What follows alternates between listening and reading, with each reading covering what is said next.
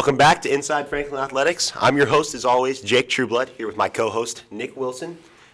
And today, once again, we have Kuryn Brunson of the girls basketball team, who just recently beat Mooresville and advanced past semi-state to the state finals. They'll be playing Noblesville this Saturday.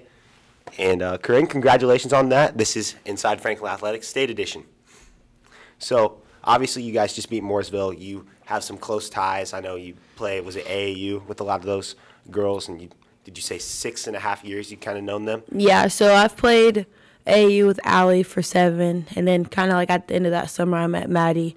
And we played AAU for the rest of my AAU career. So what's that like, being so close to those guys? But, I mean, you ended their careers on Saturday. I think it's kind of just like the epic ending, like our friendship and our, like our history in the past, I think kind of made that game more special. And, just to be able to go out, playing each other, that I think that meant a lot. So. Yeah, and obviously lots of mixed emotions because, you're extremely happy because you got to that spot last year against Brownsburg and unfortunately lost. And then getting over that hump, going to state, but beating your friends. Focusing on the happy part of it, like what does it feel like to go to state? It's exciting. I think we have a lot to prove. I think, just our competitive spirit, like this is where we want it to be. So, now we just need to focus and finish the job. Definitely. You guys were where you were last year. And obviously you got knocked out by a really good team with that Brownsburg girl did she go to Ball State? Ball State, yeah. Yeah, and so it makes sense. But you want to advance and get further, and you guys have already accomplished that this year. The job's not done, though. And looking at Noblesville, they've obviously got a girl who is committed to UConn, University of Connecticut. What's that like going up against somebody who's that caliber of a player? We just need to focus, on our defensive, and, hopefully make her earn every basket that she gets and, just make it difficult for her and her teammates and come out with the win. So we kind of have our 2-star studded senior lineup with you and Ashlyn Traylor. So I think if one of you guys can match what she does, and then if you both match it, then I think we should be able to pull that out.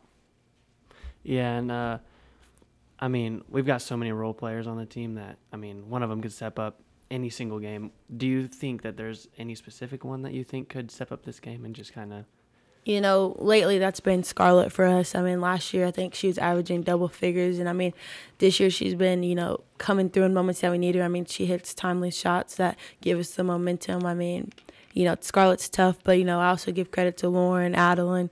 They come in and do big things off the bench. And, Lauren gives us a lot defensively. And so I think that those people, will come to play on Saturday. And I think we all just want to win. I definitely think when you need a big shot, you always either have Lauren in the corner who's just there to knock down a 3, or you got Scarlett 7 feet off the wing. Like it's nuts, her range. It's insane. And then Adeline is so good at that drive in, and you don't even know if she's going to kick it out or just make a nice move and go in. So it's such a nice complementary piece to be able to bring in this year. Yeah, Scarlett, she went off in that Mooresville game. At halftime, she had probably like 4 or 5 threes, maybe. Definitely, but I feel like any girl on this team can just have that in one half. It's insane.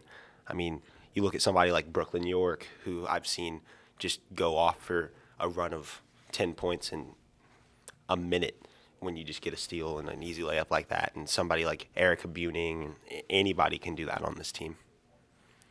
Yeah. So obviously, after every win at the end of a round, you guys go and take the bus home, parade home around downtown. What's that like? It's unforgettable. The memories that we're creating, I think they'll last a lifetime. And I think, you see a different side of everyone on the team. So, Maggie Doty's in the center dancing, and you're like, what? Maggie Doty's out here dancing? And it's like, I think it really just helps us connect and build the friendships that I think will last a lifetime. So definitely. It's so good to be able to take something other than sports and skills from sports out of it. So that's definitely a good thing that you guys can do. What was it like driving a charter bus down to Jasper? It was exciting. I mean, we were more hyped about the outlets. Like, they, I mean, they had TVs and stuff and a bathroom, and the bathroom was a struggle.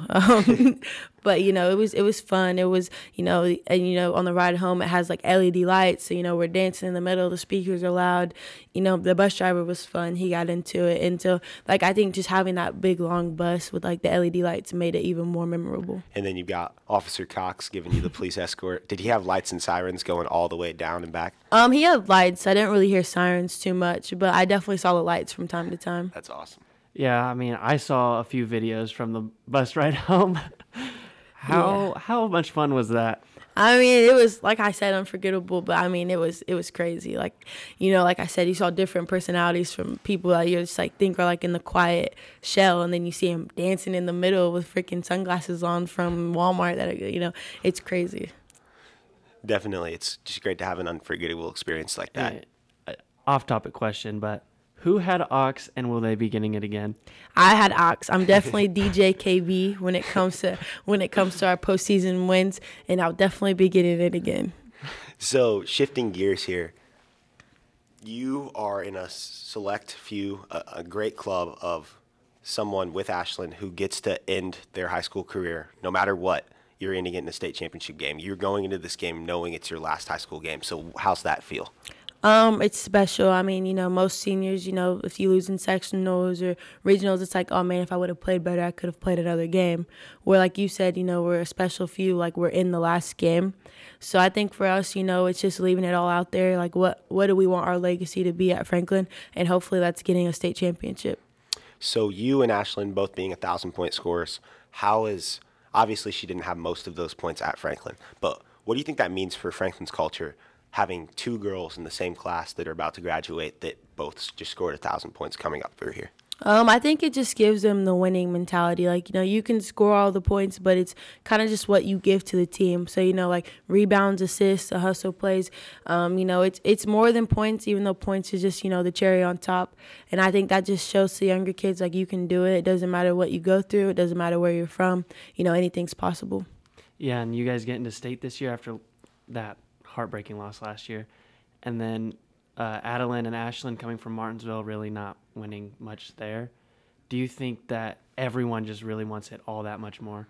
Yeah, I definitely think we have that chip on our shoulder, and we're a very competitive group, and I think I think Indy Star said it, that refuse to lose mentality. I think that definitely helps us and pushes us and motivates us to just get the job done.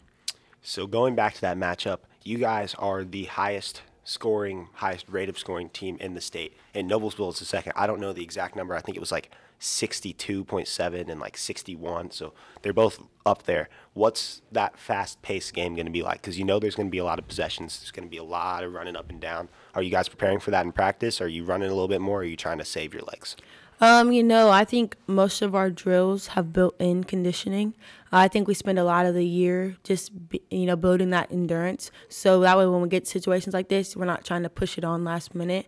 I would definitely say, like I said, a lot of our conditioning comes throughout our drills. Lately we've been going hard. I think we'll try to save legs later in the week, but I think right now we're just taking it day by day. Definitely. Yeah, and I mean, in the media, you've obviously got to be seeing it. You guys are underdogs. What really does that motivate you way more? Yeah, it definitely motivates us. I think we've been underdogs our entire high school careers. Like last year, nobody expected us to get to semi-state.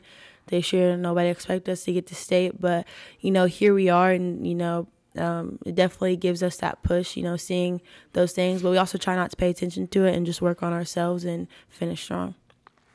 So before we sign off here, in my opinion, the Blue Crew kind of failed you guys this week, so I apologize for that. Hey, no, I apologize for that.